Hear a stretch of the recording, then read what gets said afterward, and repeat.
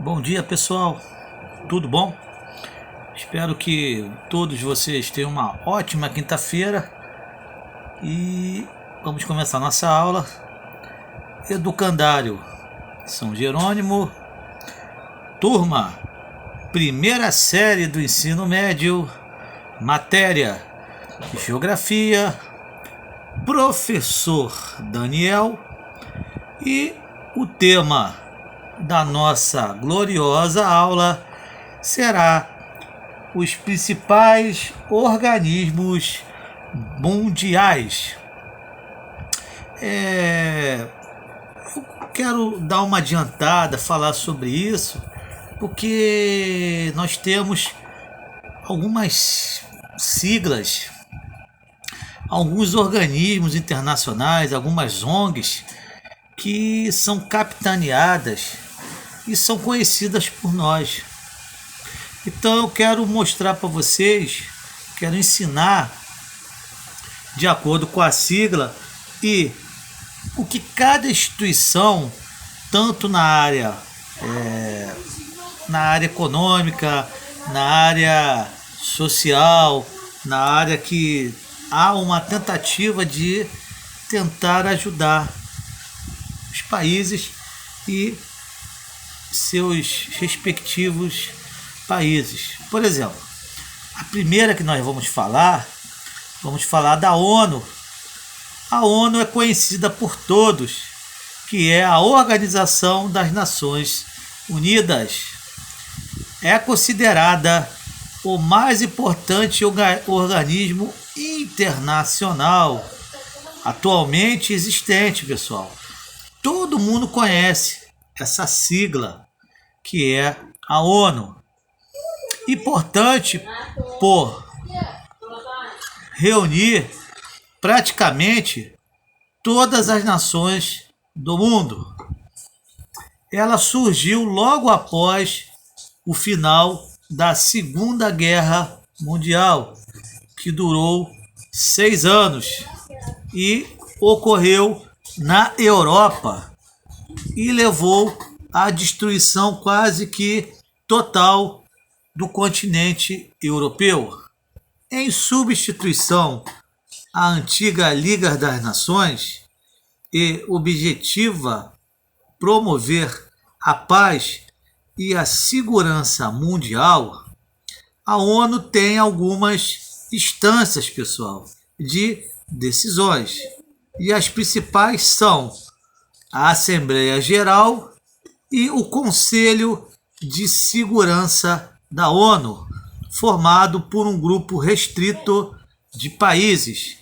Esses países, pessoal, eles têm direito a voto e de veto. Veto é proibir alguma situação de país para outro país, tudo bem? Na verdade, esses países são os antigos vencedores da Segunda Guerra Mundial, que são a Rússia, os Estados Unidos, a França, Reino Unido e a China.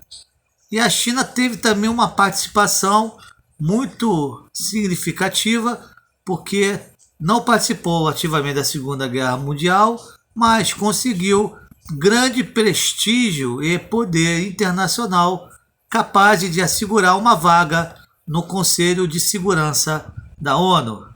Durante os governos do presidente Lula e da presidenta Dilma, eles tentaram ser um desses países que estão dentro do Conselho de Segurança da ONU, mas o Brasil nunca conseguiu a vaga. O Brasil participa da Assembleia Geral, que é sempre realizada nos meses de agosto ou de setembro. Tudo bem, pessoal? Continuando aqui, a próxima sigla, o próximo organismo internacional será a OMC, que é a Organização Mundial do Comércio. É o organismo internacional responsável por legislar e acompanhar as transações econômicas, comerciais, realizadas entre diferentes países. Ela faz uma regulamentação da economia, evitando que haja cartel, que haja um país que sobreponha ao outro. Mas muitas das vezes eles não conseguem dirimir problemas de países ricos que querem vender seus produtos para os países que querem comprar, mas colocando imposições nas vendas para esses países. Além disso, pessoal, o seu principal objetivo é promover a liberalização mundial do comércio, visando combater o chamado protecionismo alfandegário, em que uma nação impõe elevadas tarifas para produtos estrangeiros, a fim de favorecer a indústria local. Quando algum país tem algum tipo de problema ou entrave com outro estado, ele geralmente recorre à OMC como instância máxima para que ele possa avaliar e julgar estas questões.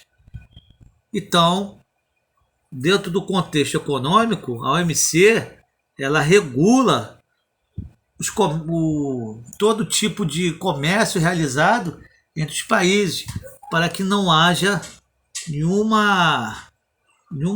decréscimo, que um não prejudique o outro. O próximo organismo internacional foi criado logo após a Segunda Guerra Mundial para frear o crescimento da União Soviética na Europa.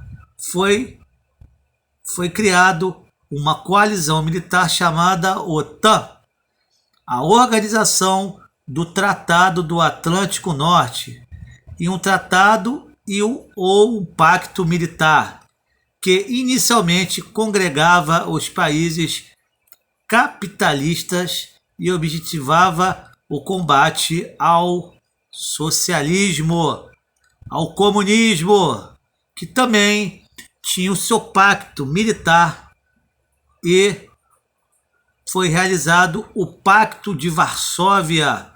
Varsóvia, para quem não sabe, é a capital da Polônia. O Pacto de Varsóvia foi uma tentativa de reafirmar o poder da União Soviética no período da Guerra Fria.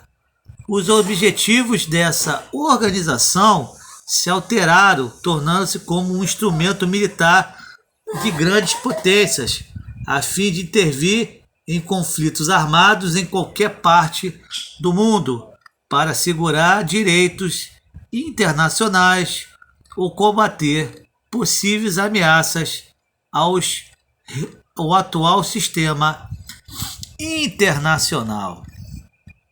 Agora vamos falar também das questões econômicas. Nós temos aqui, galera, o FMI.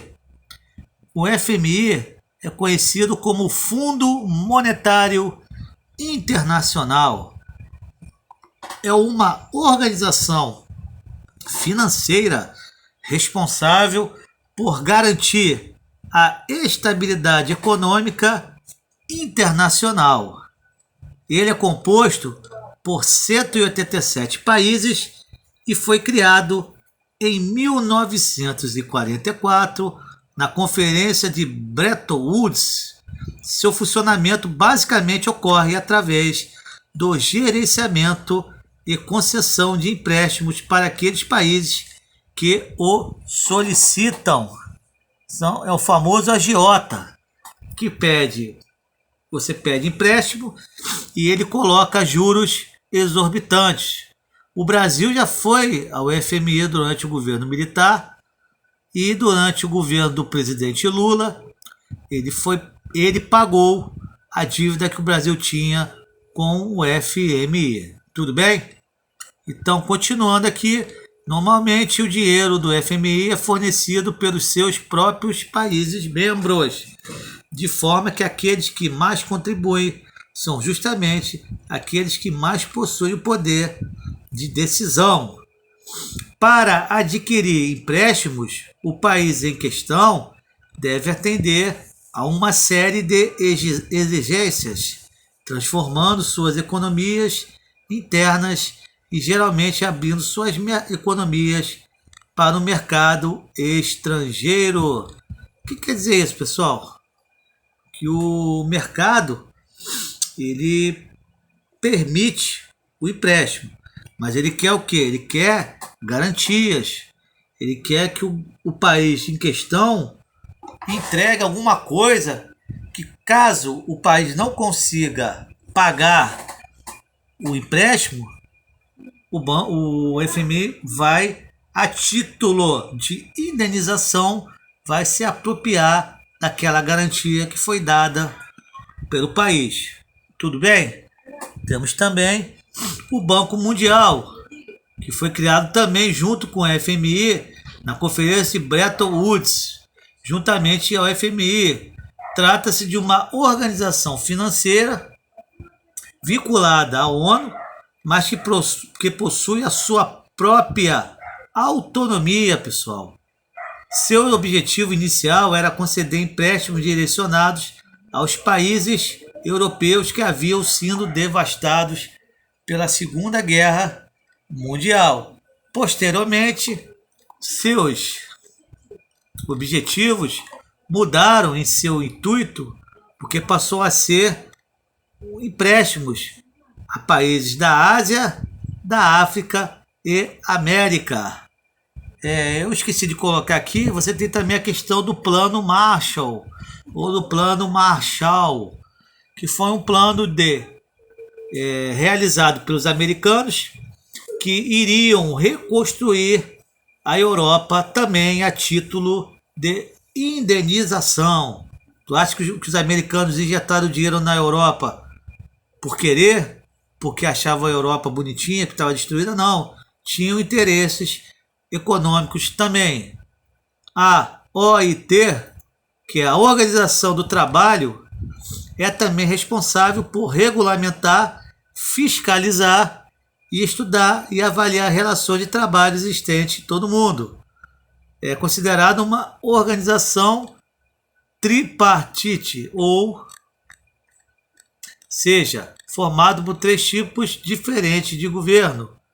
Forças: os governos de 182 países, além de representantes de empresas empregadoras e de representações trabalhistas ou sindicais. Então, eles têm esse dever de fiscalizar algum tipo de imposição ou uma situação de trabalho escravo, de não pagamento do funcionário. Então, eles vão regulamentar, vão fiscalizar. E nós temos a OPEP, que é a Organização dos Países Exportadores de Petróleo, criados no dia 14 de setembro de 1960. A OPEP tinha o objetivo, pessoal, de quê? O principal objetivo era de centralizar as políticas sobre a produção e venda de petróleo dos países. O Brasil não participa disso, tá, pessoal? O Brasil não participa da OPEP. Atualmente, os países membros da OPEP são Argélia, Angola, Equador, Irã, Iraque, o Kuwait, Líbia, Nigéria, Catar, onde será a nossa próxima Copa do Mundo em 2022, a Arábia Saudita, os Emirados Árabes Unidos e a Venezuela. Esses países são os principais produtores de petróleo refinado, que é o melhor petróleo. O Brasil, ele tem petróleo bruto, então o petróleo precisa ser refinado. A Indonésia suspendeu a sua adesão em janeiro de 2009. A sede da OPEP está localizada em Viena, capital da Áustria. Tudo bem, garotada? Espero que todos vocês estejam bem. Vocês tenham uma ótima quinta-feira. Fiquem com Deus. Aquele abraço a todos. Um beijo do professor Daniel. Tchau, tchau. Fiquem com Deus. Fui, garotada!